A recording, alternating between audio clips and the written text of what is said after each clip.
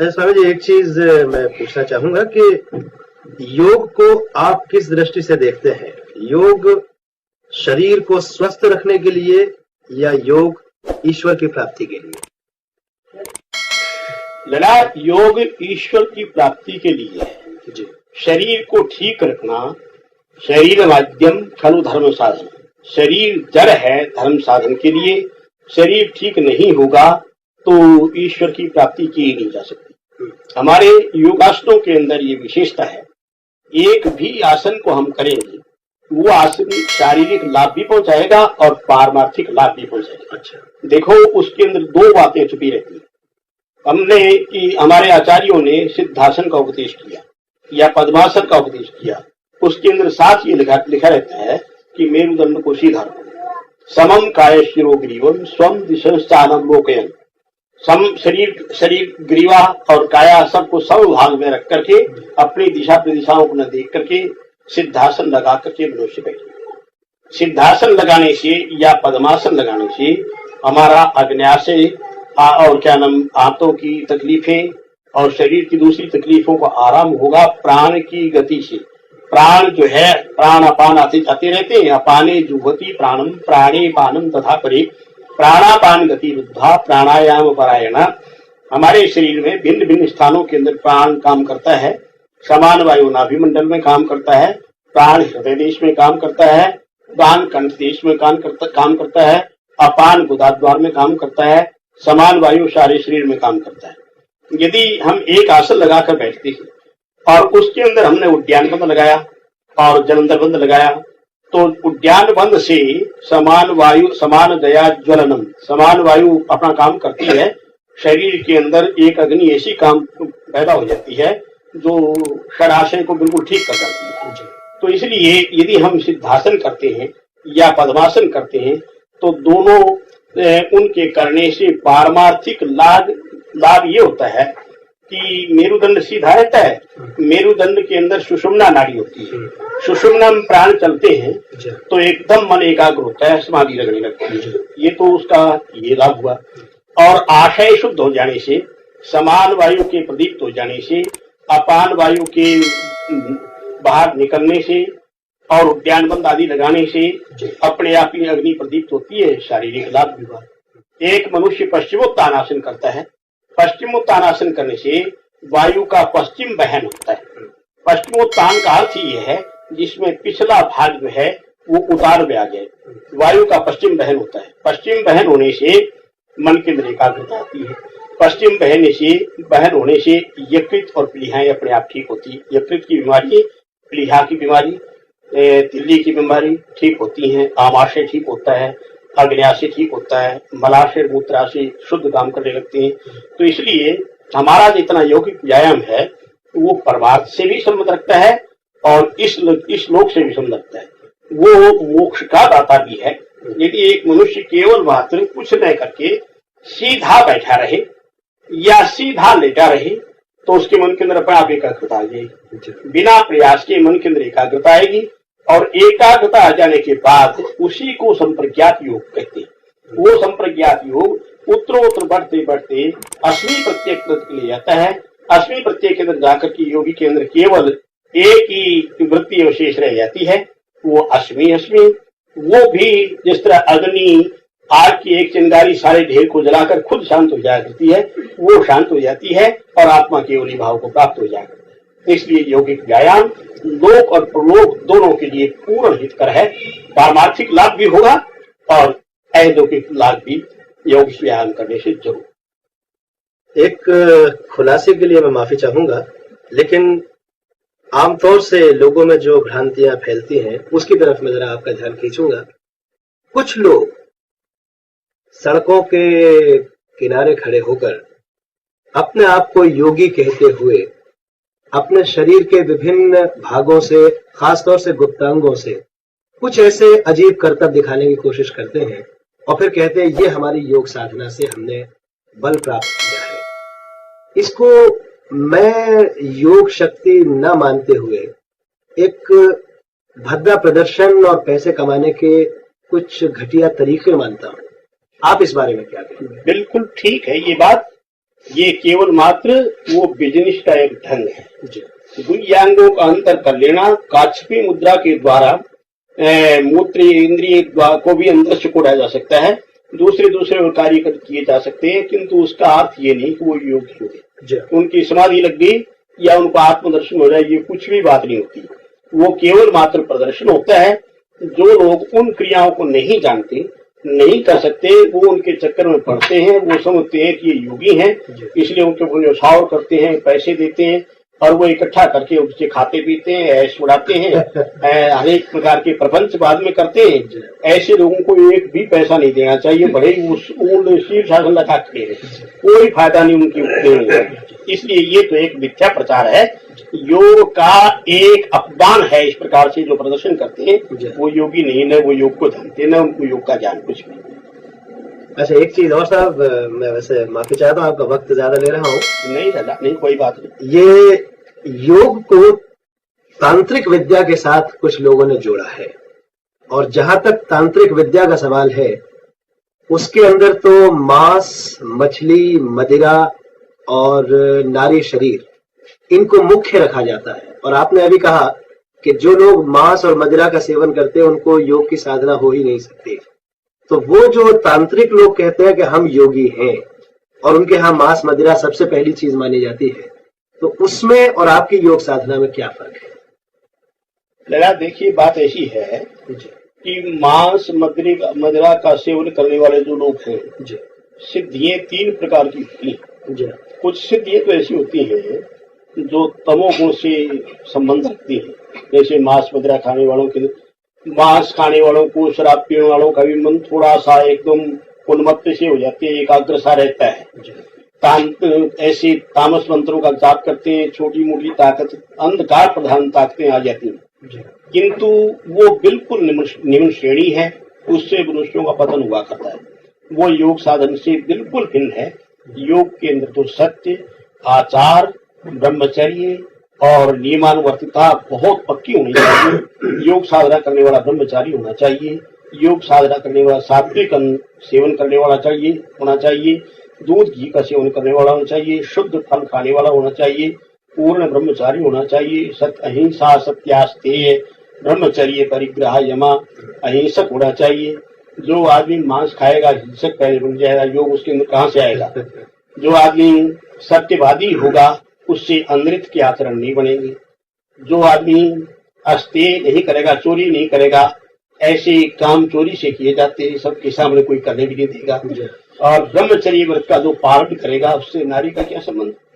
नारी नूरी का संबंध तो व्यभिचारियों का संबंध होता है, ब्रह्मचारियों को नारी से क्या संबंध? उनका उससे कुछ संबंध नहीं होता। अहिंसा सत्यास्त्र, ये ब्रह्मचर्य अपरिग्रह है। जो अपरिग्रह रहते हैं, लोलुपता जिनके अंदर नहीं होती, वो इस प्रकार के प्रदर्शन को करने की आवश्यकता नहीं पड़ती। इसलिए तांत्रिक साधना के अंदर मांस शराब आदि का सेवन करके या इस प्रकार ये जैसा तुमने कहा है नारी आदि का उपयोग करने वाला, ये एक तमोगुण से रखने वाली साधना, तमोगुण और रजोगुण से संबंध रखने वाली साधनाएं हैं। छोटी छोटी ताकतें हो जाती इन लोगों के अंदर, किंतु योग से इसका कोई संबंध। अच्छा, महात्मा गांधी भी वैसे तो ब्रह्मचर्य पर बहुत जोर दिया करते थे, लेकिन ब्रह्मचर्य के बारे में लोगों की धारणाएं बड़ी अलग हैं। आपने जैसे कहा पूर्ण ब्रह्मचर्य, तो क्या इसका मतलब यह है कि मनुष्य को अपने परिवार से अलग होके पूरी तरह से ब्रह्मचर्य का पालन करना चाहिए, या उसका क्या वास्तविक रूप है, जरा बताइए। नहीं, परिवार से बिल्कुल अलग होने की आवश्यकता नहीं। ये ठीक है, हमारे ऋषि मुनियों ने 4 आश्रम कायम किए, ब्रह्मचर्य आश्रम, गृहस्थाश्रम, वानप्रस्थ और संन्यास आश्रम। ब्रह्मचर्य आश्रम इसीलिए कायम किया गया, उसके अंदर पूर्ण ब्रह्मचारी लेकर के एक बच्चा या कोई बच्ची अपने अंदर शक्ति को भर ले पूरी तरह। उसको वासना का दर्शन बिल्कुल न कराया जाए, उसको साग पात खिलाया जाए, गौ का दूध पिलाया जाए, और उसको प्राणायाम आदि की साधनाएं उस ब्रह्मचर्य अवस्था के अंदर कराई जाए जब तक कि उसने वासना देखी ही नहीं। इस प्रकार का जो पूर्ण ब्रह्मचारी 25 साल तक रह जाएगा, उसके बाद वो पत्र की ओर आता ही नहीं, वो बिल्कुल नहीं आता। उसकी इंद्रियें ऐसी हो जाती हैं, यदि वो गृहस्थ में आकर के संतानोत्पत्ति के लिए संपर्क करता भी है तो बस वो संतानोत्पत्ति के लिए संपर्क करता है, वासनिक लालसा उसके मन में होती है। इसलिए हमारा सिद्धांत ये है, हमारे आचार्यों का, ऋतु कालाभिगामी स्यात् स्वदार निरतः सदा ब्रह्मचारी एवं भवति यत्र तत्र आश्रमे वसति। जो ऋतु काल के उसमें गमन करने वाला है, बच्चों संतानोत्पत्ति के लिए गमन करता है और स्वदार निरता है, अपनी स्त्री के अंदर प्रेम रखता है, वो ब्रह्मचारी ही होता है, वो उसका पतन बिल्कुल नहीं होता। एक और सिद्धांत की चीज है कि जहां पर पति और पत्नी के अंदर बराबर प्रेम रहता है वहां शक्ति क्षीण नहीं, शक्ति क्षीण नहीं होती। थोड़ा जो कुछ होता है उसकी पूर्ति तत्काल हुआ करती है, उसके अंदर ब्रह्मचर्य कायम रहा करता है।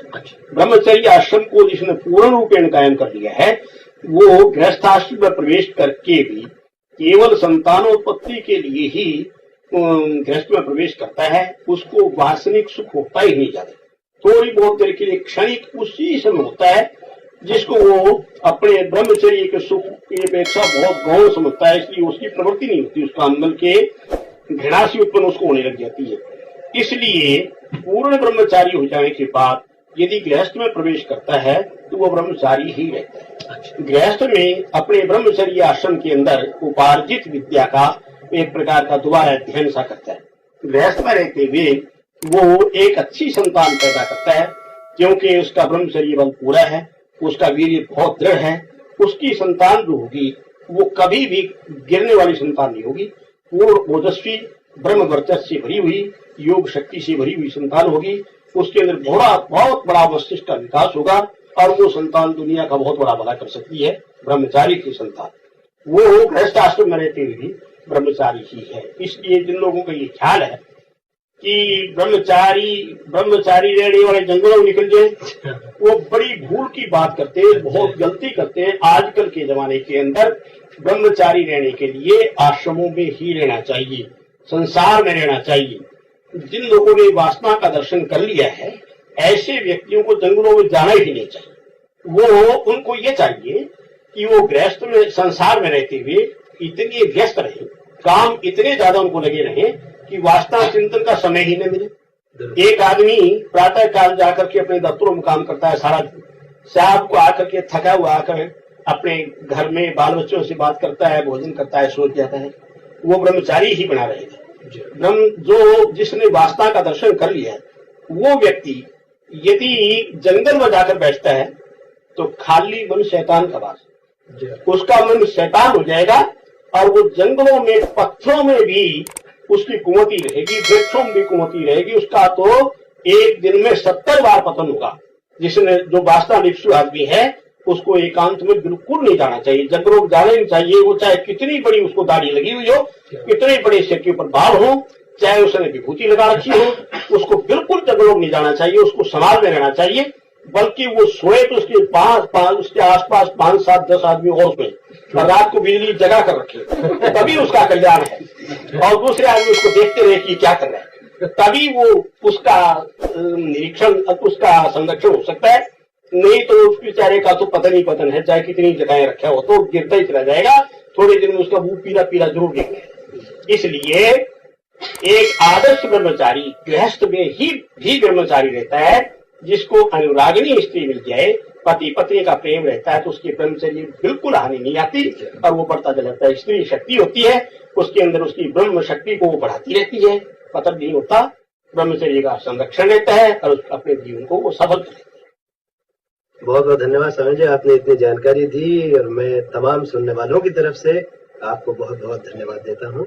आपको प्रणाम। अच्छा लगा, ऐसी बात बार बार ऐसी बात। एक चीज रह गई, लेकिन आपने ही पूछो वही पूछो। आपने अपने योग साधना के बारे में तो कहा, लेकिन आपने किस तरह से योग साधना प्राप्त की और किन से की, इस बारे में अभी तक आपने कुछ नहीं कहा। आपकी इस तरफ रुचि कैसे हुई, कैसे आप इस तरफ खिंचे, किसने आपका मार्गदर्शन किया और कैसे आप आज की जगह पर पहुंचे, इस बारे में कुछ बताएंगे?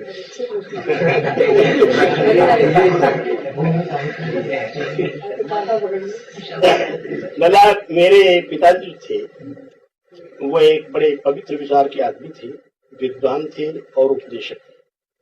उन्होंने बचपन से ही हमारे जीवन को संभालने का प्रयास किया। वो योग की बातें हमसे कहा करते थे। योग की अभिरुचि मेरे मन के अंदर रहा करती थी। हमारे मन में ऐसी धारणाएं रहा करती थी कि हमें कोई योग शिक्षा देने वाले ऐसे गुरु मिल जाए जिनके द्वारा हम योग को समझ सके, इस मार्ग में हमारी प्रवृत्ति बन जाए। मुझे याद है कि मैंने अपनी 14-15 साल की उम्र के अंदर एक जगह जंगल में जाकर के एक अनुष्ठान किया था 40 दिन का। और उस अनुष्ठान के अंदर मैं भगवान शिव की आराधना करता रहा था, उनका चिंतन करता रहा था, योग विधि से ध्यान करता रहा था।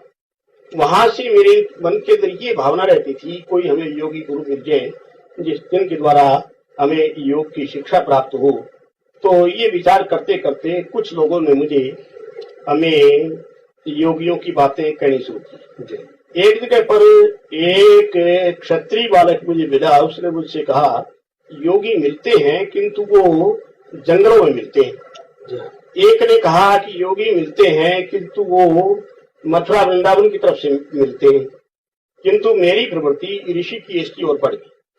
मैं ऋषिकेश चला गया। वहां पर मुझे किसी ने बताया था कि योगेश्वर प्रभु रामदास जी महाराज का यहाँ आश्रम है, योग साधना आश्रम ऋषिकेश में। उस समय हमारे ऋषिकेश आश्रम का नाम योग साधना आश्रम नहीं था। उस समय केवल मात्र आश्रम का नाम योगाश्रम था।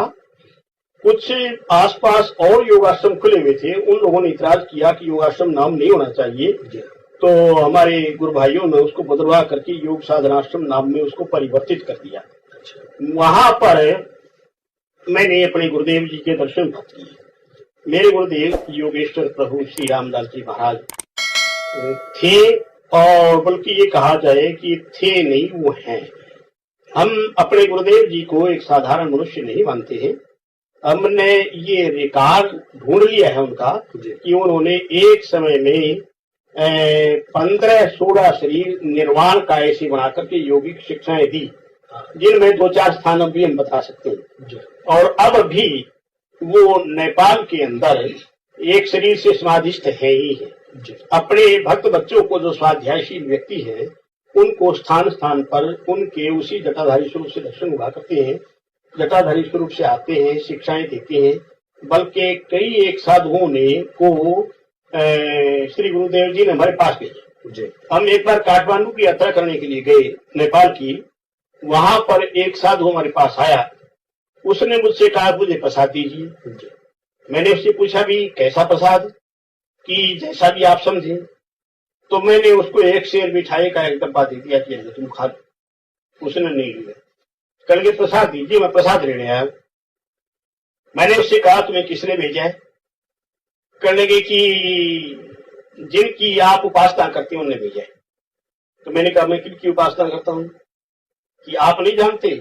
मैंने कहा मैं जानता हूँ, किंतु तुम बताओ मैं ताकि तुम्हारे परिचय प्राप्त करूं। तो उसने स्पष्ट श्री प्रभु जी का नाम लिया। मुझे योगेश्वर प्रभु श्री रामदास जी महाराज ने भेजा है। मैंने उससे पूछा तुम्हें वो कहाँ मिले थे? उसने कहा मुझे अभी 3 रोज पहले दरभंगा के जंगलों में मिले थे। दरभंगा के जंगलों जा रहे थे और वो योगमणि की ओर से गए थे। उनसे मैंने योग शिक्षा प्राप्त करने के लिए प्रार्थना की, आप योगीराज मालूम पड़ते हैं। तो उन्होंने मुझसे ये कहा कि हम तुम्हें योग शिक्षा नहीं देंगे, तुम काठमांडू चले जाओ। कल हमारा एक बच्चा वहां आएगा, गौशाला में ठहरेगा, उसका नाम चंद्रमोहन होगा, 30-40 व्यक्ति उसके साथ हैं। उसका नाम पूछ लेना, वो तुम्हें प्रसाद देगा, तो तुम्हारा जो अधूरा काम हो जाएगा ठीक। ये बात उसने बतलाई। तो हमने फिर उसको पुष्प का प्रसाद दिया। फूल का प्रसाद देने के बाद चला गया। कहने हाँ बस मेरा काम हो गया। तो इसलिए हमारे गुरुदेव जी महाराज जो है वो अमर सिद्ध योगी है। जिस प्रकार से गोपीचंद है, जिस प्रकार से भर्तृहरि है, इसी प्रकार से नित्य भूत जयी तत्वों पर वशीकार प्राप्त करने वाले पूर्ण महासिद्ध। वो अनेक जगह काय निर्वाण से आकर के कायिक शरीर का निर्वाण करके योगोपदेश दिया करते हैं। उनकी चरण शरण हमें ऋषिकेश योग साधनाश्रम में मिली थी। वहां से शिक्षा प्राप्त करके उनका जैसा आदेश हुआ। मुझे एक बात याद आई, गुरु पूर्णिमा के दिन मैं साधारण रूप में श्री गुरुदेव जी के सामने गया था। तो मैं ये सोच रहा था कि मैं क्या अर्पण करूं। लोग तो मालाएं चढ़ा रहे थे, भेंट दे रहे थे। तो मेरे गुरुदेव जी ने मेरे मन की भावों को पहचान लिया वो कहने लगे चंद्रमोहन इधर आ। मैं कहूँगी हाँ तो जी बतलाइए कि तू अपने आप पर ही सौंप दे, बस अपना आप ही करा दे। ये उनकी आज्ञा हुई उस समय। मैंने उनके चरणों में सिर रख दिया। उसके बाद ये एक साधारण बात हुई, किंतु मेरे जीवन के अंदर उनकी कृपा से परिवर्तन आता रहा और मैं एक योग प्रचारक के रूप में बदल गया। पहले महाराष्ट्र लाहौर में था, वहां भी हमने योग प्रचार का कार्य किया और भिन्न भिन्न स्थानों में योग प्रचार करते रहे। आज हमारे सारे देश के अंदर हमारे बच्चे हैं और जगह जगह पर योग प्रचार के प्रोग्राम होते हैं, सब योग शिक्षाएं प्राप्त करते हैं। इसी प्रकार की प्रगति होती है। बहुत बहुत धन्यवाद। आशीर्वाद।